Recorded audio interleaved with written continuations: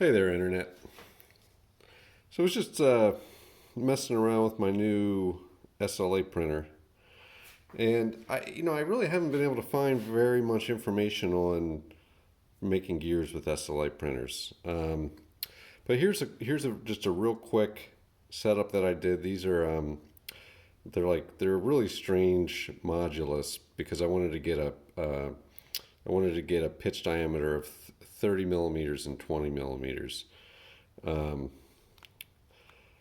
but they really have very little backlash. Um, they're a little tight, but I mean, for the way that they came off the build plate, they're actually, I would say, amazing. I'll show you in a second why that is. But these are herringbones. They're 3 millimeters tall with a .43 modulus, which is really small teeth. And I'm really impressed. I should say really a few more times, but it's true. I'm impressed with the accuracy dimensionally um, of these gears. This is the Siraya Blue Tough Clear, which is a mouthful by itself. But yeah, these, despite some pretty massive problems, are actually working like a million times better than I expected. So, just real quickly, I'll see if I can pull one of these out. I have them set up here on the milling machine because I didn't want to print uh, I didn't want to print the base, but I did want to get a very precise um, distance for my pitch diameter. So here, if it's in focus enough, what you'll see is that this is where I had to pry it off of the build plate, and I'm not 100% sure how much of it is prying off the build plate and how much of it is it flexing off the build plate. But these, they split, and I'll pull this one off.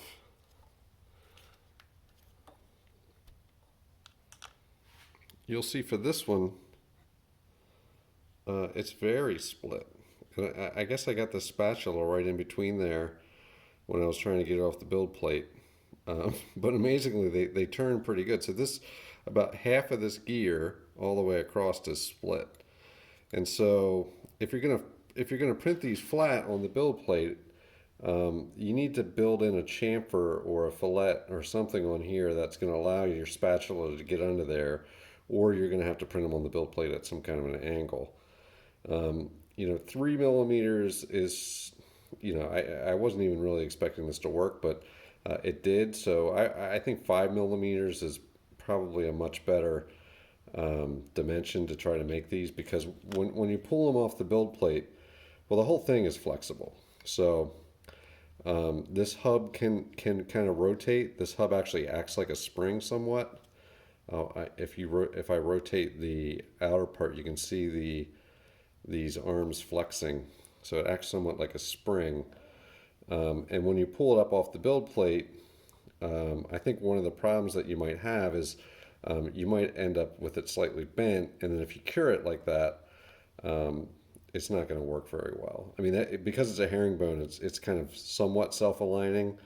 But what I did to cure these is actually I put a piece of acrylic over top of them to push down and make sure they were sitting on a flat surface, and then I turned the UV curing light on, and they came out pretty flat. So yeah, I think I think these are, from this result, from the tolerances perspective, they're viable for gears. Now, I'll have to test how wear resistant they are, and what I'm going to guess is that they're not going to be highly wear resistant. So for high speed applications, they're not really going to work very well.